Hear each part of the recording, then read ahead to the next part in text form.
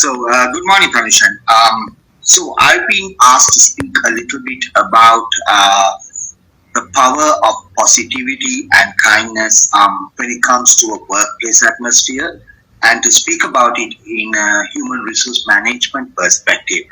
It's an interesting thing because the first part of this, which is positiveness and positivity, is quite heavily linked with what we call the performance management culture, because your ability to be positive in a work environment is going to more often than not give you positive results, which in effect will have an impact on the performance that you have.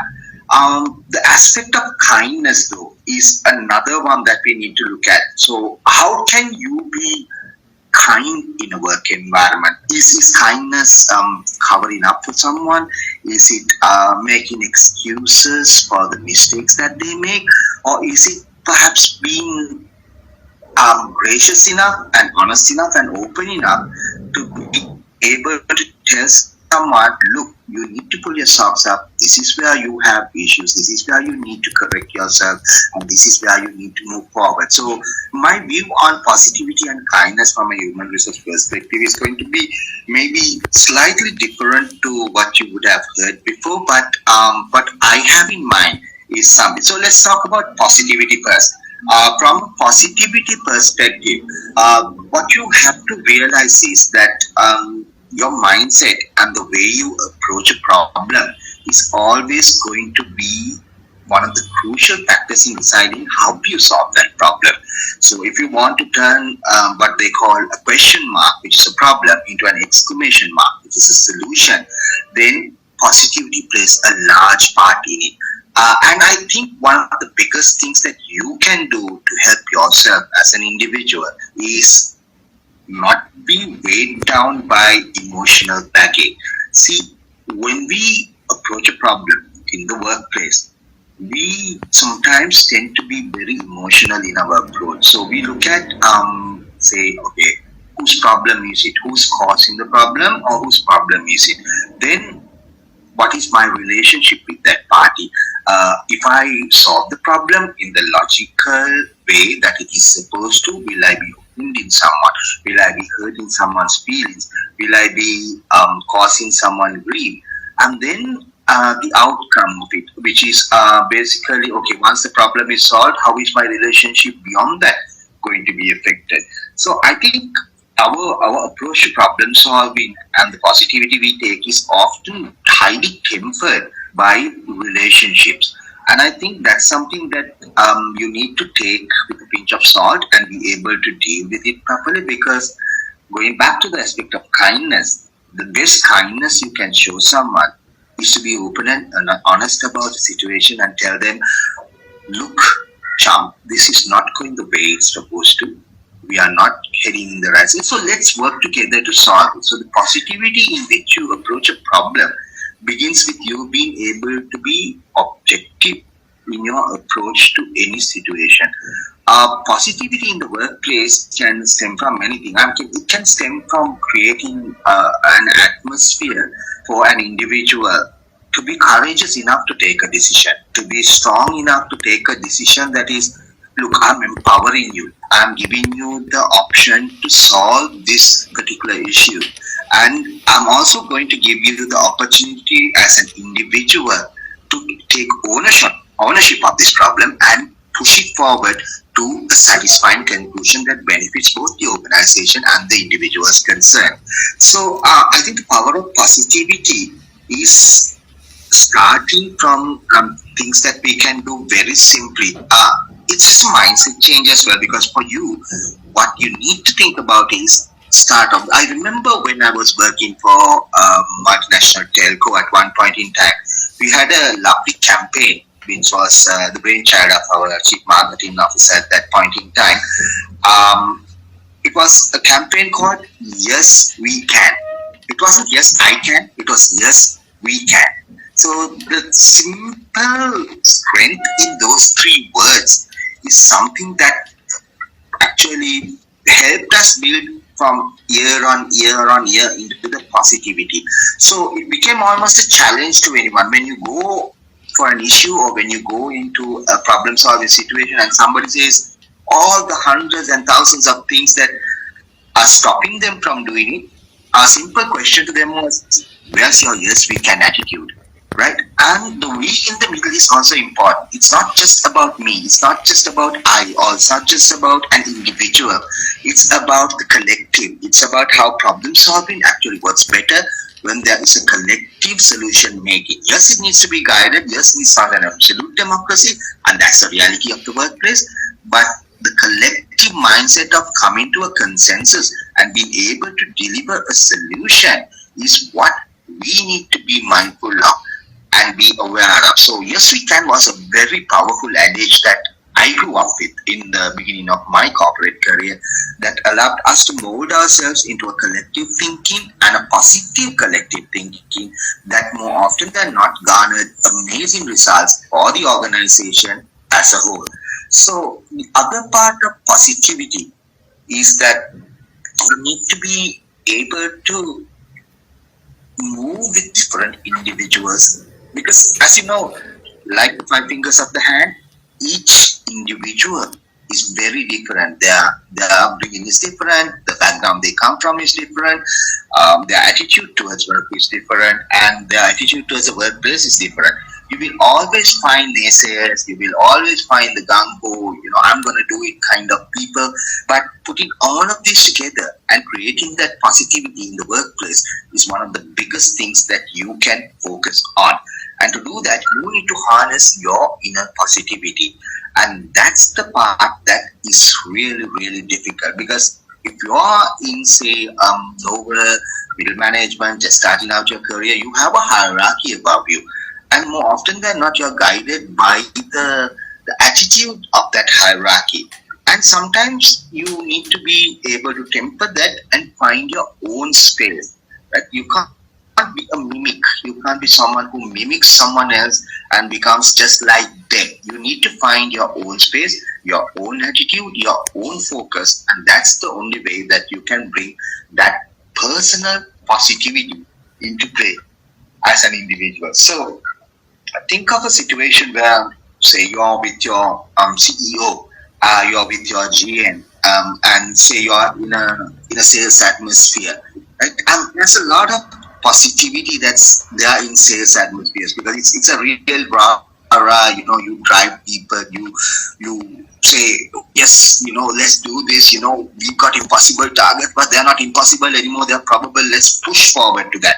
So in that kind of atmosphere, you're in that kind of situation, how do you deal with it? Where your logical brain is telling you, look, this quarter I'm not going to be able to get this target. What am I going to do? So the positivity needs to be channeled into realism as well. So it needs to be tempered.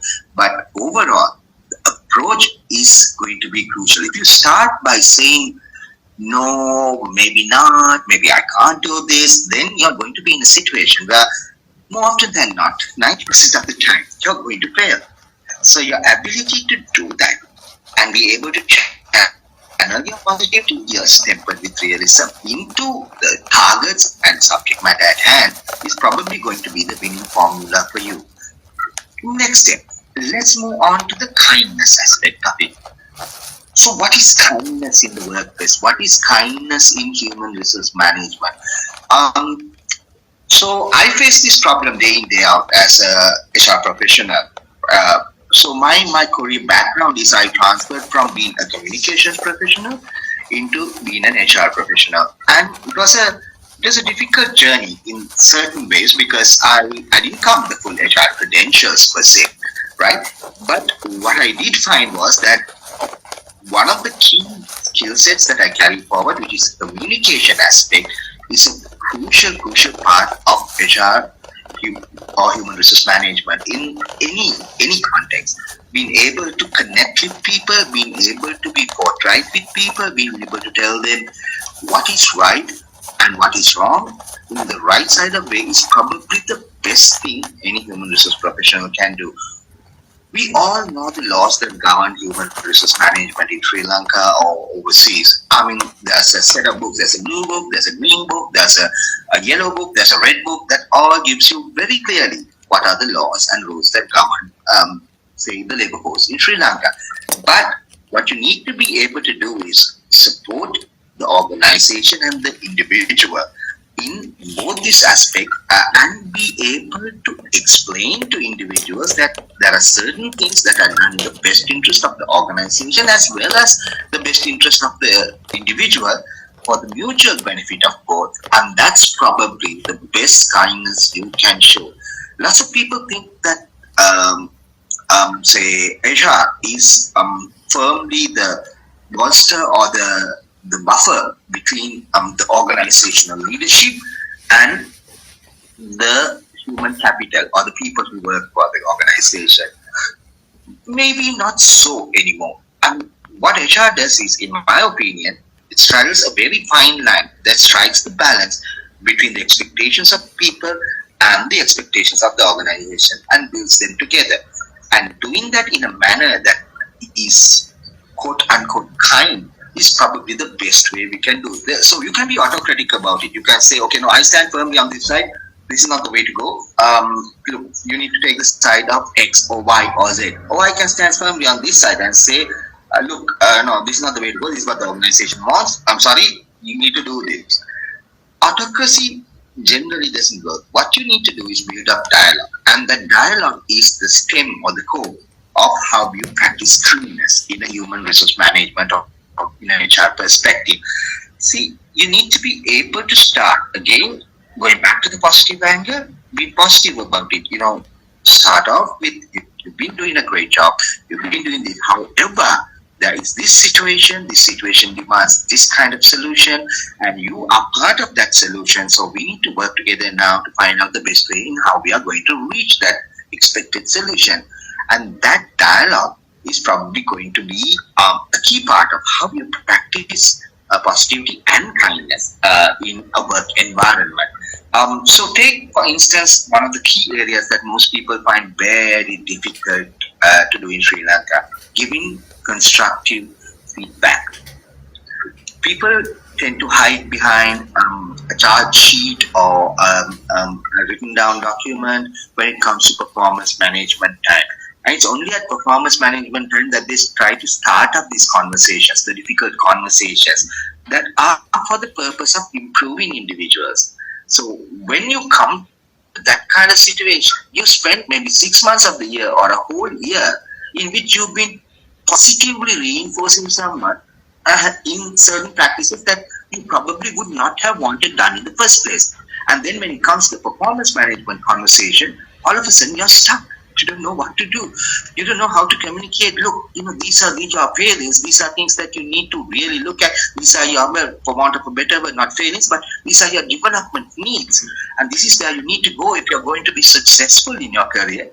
That conversation becomes stifled because the whole year round, you've been giving them the positive reinforcement and going rah-rah at them and saying, or not having a conversation and being apathetic about the whole situation. So constant feedback and constant engagement with people who are working with you and for you is probably one of the best ways of showing kindness in the workplace, because when it comes to their final appraisals, because that's a key area where they will be granted certain privileges on remuneration, on bonuses, on incentives. When it comes to that conversation, you've already prepared the individual to accept and be in tune with what your thinking is. Instead of having a one-off conversation and finding yourself stuck and finding that person either being aggressive or passive-aggressive, which is even worse, where they just clam up. So the best way you can practice kindness, for me, in a work environment is being by open and by being honest. So one of the tools that we advocate as HR professionals is something that's a bit old, but something that's really works, which is the tool called SEI. It's about situation, behavior, and impact. So when you have difficult situations that you're faced with, when you have one of your subordinates or your team members or even your superiors, focus on the situation, leave the emotion out of it. This is a situation. This is the situation that happened. This is the behavior that you showed during that situation. And this is the impact it had on me as an individual and on the team as a whole.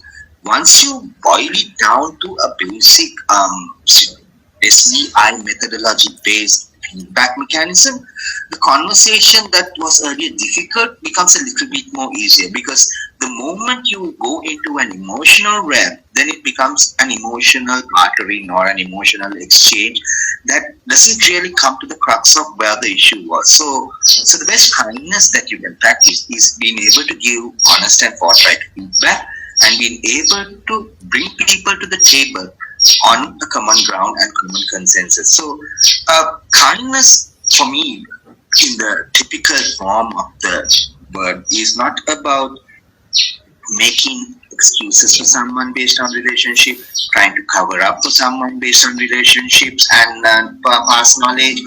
It's about being true to what is happening right now for the betterment of that individual on as an overall thing for the organization. So that's the thinking I would like to advocate. And for me, from an HRM perspective, how do you bring positivity and kindness into the workplace? So I hope I've given you some food for thought in this area. Tanishan, over to you. Thank you, first, my respected speaker, Mr. Thushar, who is the People's Officer in Arima Holdings. Actually, like I have pointed out two things in your speech. Actually, like when it comes to the person who is came with some sort of different related fields, then changing to the some sort of related field that he or she is willing to. So there's so much of obstacles or the barriers they need to climb up in order to change the fields. So you said you also want examples on that, and you could able to cater to those requirements by the laws and the factors. So that it's a good sign for others as well, because they also can able to get the good betterment for their lifestyle, as well as the company's perspective in the individual improvement as well, the development. So in another one question is like for example, one individual or he or she is coming with a negative environment in their homes and they are just coming to work. So we can just take two examples, two situations. One is the positive that the project is actually we are working in the project, so project is running in the smooth environment, but their background, the home negative situations are coming up, then he or she couldn't able to focus on the work. The second one is the project is in a critical mode that you said in the example in your speech.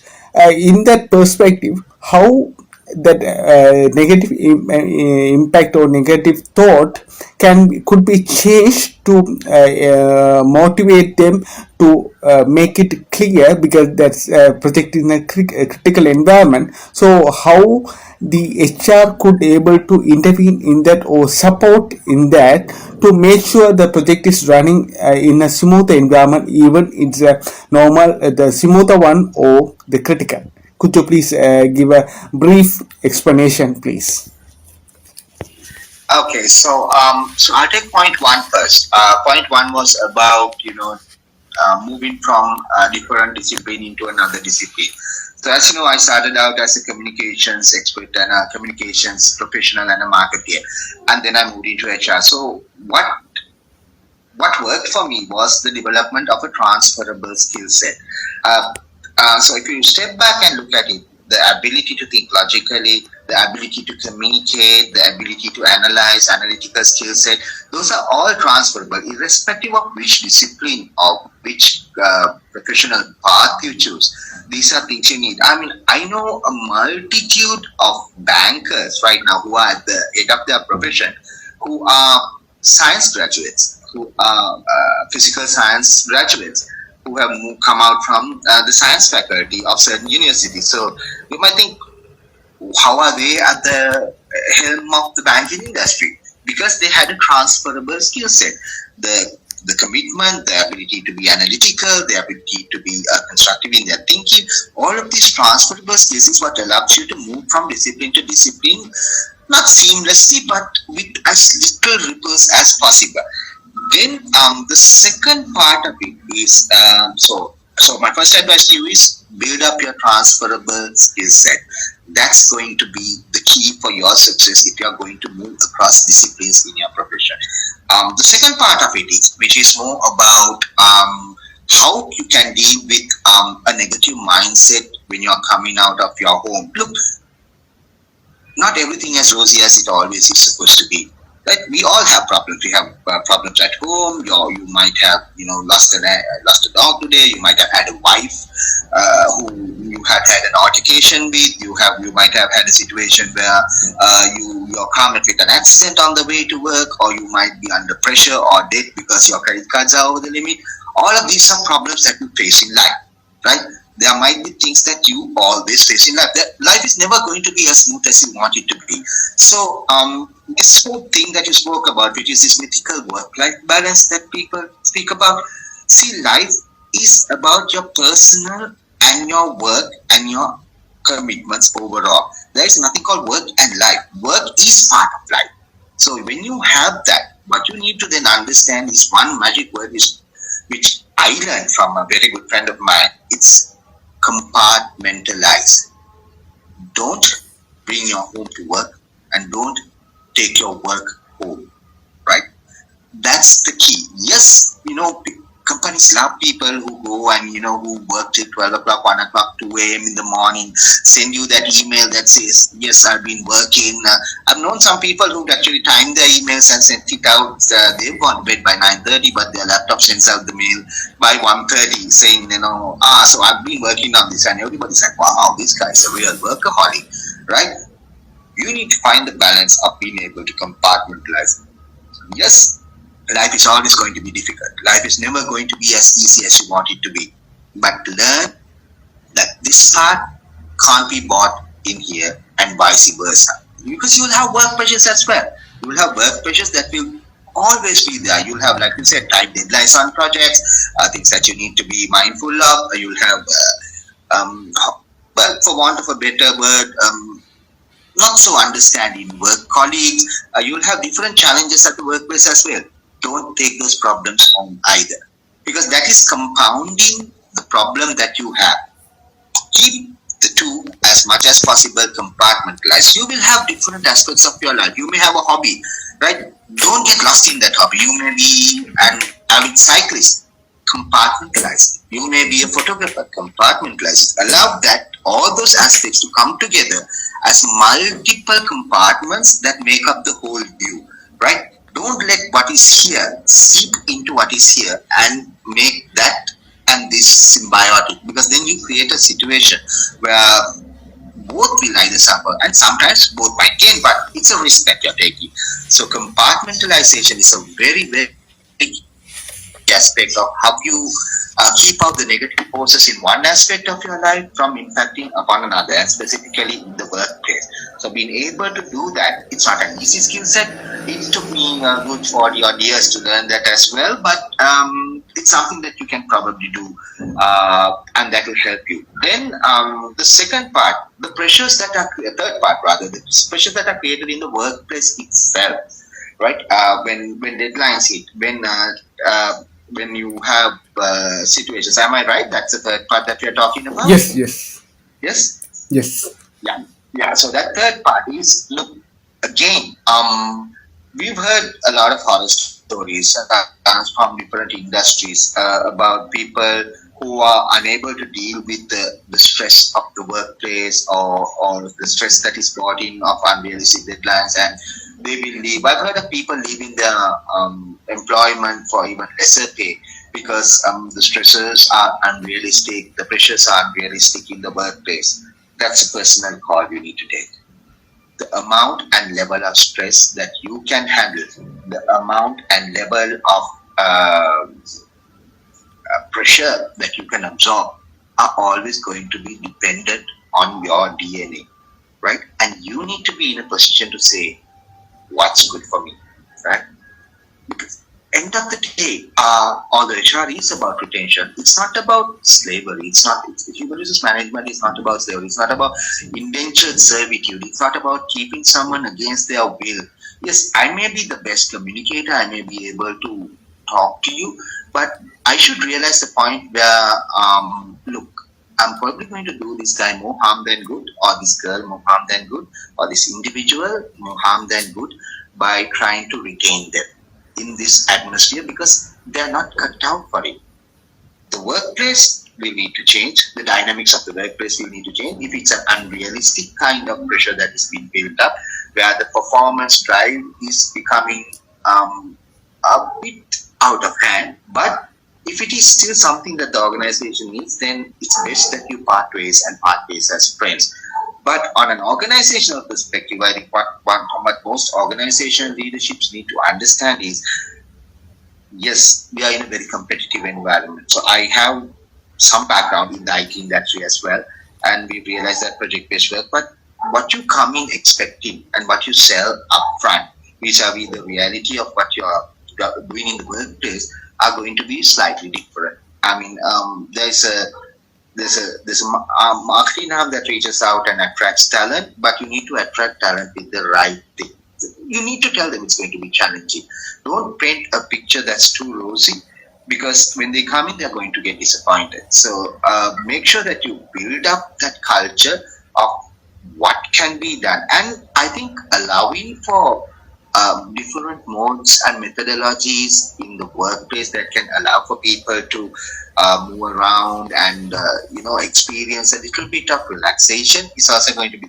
I think way back when there used to be things like little coffee lounges, very relaxed workspaces, bean bags, gaming rooms and stuff like that. Yeah, those are all things that play into it. But most of all, I mean, it's about what you can do here. So people need to relax, and people need to understand that there's this whole movement around the workplace where you need to be. Work is always going to carry pressure, but you need to be prepared to absorb that pressure and move it forward as well. And if it's becoming unrealistic, first the organization may need to look at itself and really, really do a course correct. Or if not, if you are not getting that from the organization, then I think the best thing is to part as friends and for you to move. So organizations need to focus also on people and how they can best relieve that work pressure.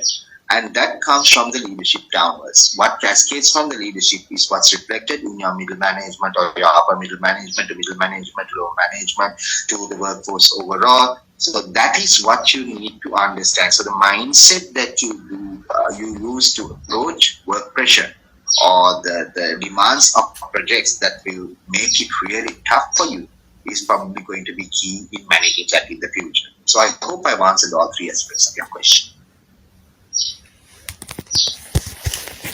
Thank you for your nice answers.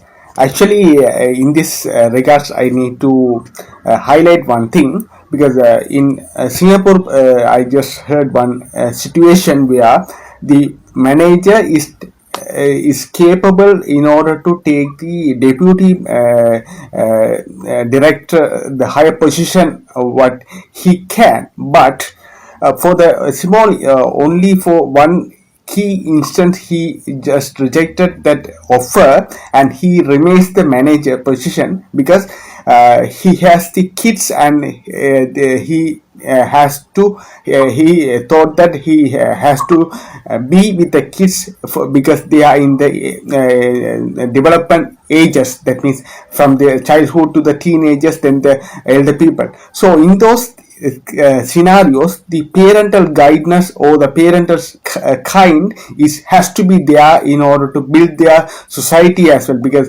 not only in the organization perspective but also in the personal perspective, that managers children, if they grow up and in a nice environment and they become in a board of directors or something, but he saw her father couldn't able to because of the kindness that he has to give to the child, but that doesn't matter because their children is growing, and they are he whatever the he can, and he just shared with their kids, and he turned those kids to the upper levels that he expected, or he has the record talent on that. So in that point I just wanted to note it down, that doesn't mean that manager doesn't have the qualification or the talent to manage those situations, but only the case is for that in some other situations he might able to get that because he has a talent, because that's a situational perspective that force him to take the decision in order to in the employees or the downside down in the hierarchical way, the downside employees perspective, the employees need to know that he is able to take that risk or the position, and he can serve in a better way, and he can show his talent to the next level, or the next variation or the dimension and way. But he just put his that effort to his children and the family, and he built up to the next generation to make it in even in a faster way. So that will creating a the name, not only the name but also the respect to him is greater than that one. So I would like to thank to our respected speaker, Mr. Tushara Hetigamo, who is the chief people officer of Arama Holdings, and we were just waited for a long time in order to make this recording because we are just asking for the free time, but in a very rush person. And anyway, just so much of kindness we had in on and off when we work in the previous working place. We had a rapport, and that kind rapport makes us the feel comfortable, and our relationship very close. So he could able to give us because we were just asked for one free time to record this his speech, and I was in a again in a situation where some time need to be changed if possible. So I just asked him any backup times I can be able to give me to record if in case that time is missed up. So he's just in a while he just said this time we can able to, oh, this time also we can able to get it your best time that's you can able to. So that kind of kindness need to be have not only within the friends to the work environment also. So that creates the positive thinking to the society, that's spreading the positive thinking to the society as well. So I would like to thank to our respected speaker for his kind speech, as well as I would like to thank to our God and our kind audience for your kindness and support, for because there are so much of barriers are coming up. So in a nook and corner place, and how it comes and how it affects doesn't know. So we need to work harder, not only work harder, but we are working in a positive way in order to make sure all the fields that we are trying to get the speakers from the higher management, for example in the chairman or the board of directors or the bigger positions. So you can able to get how the kindness and positive thinking can be spreaded, or would be spreaded in a nicer way to get the productive or product correctly, or the product worth correctly to the working place or the environment. So that's the key part on this, and the nicer part as well. And I would like to indicate over here is our Facebook page 5cons.com, as well as YouTube page reverse screen, that means Thirai behind the screen the talents we have. So please do like and subscribe your kind to us, so we can able to get so many kind people and the kind talents who are spread out in a nutshell in the nook and corner places or in any country. We are just trying from Sri Lanka plus India and other countries as well. So with your kindness and the support, we could able to get those people as well.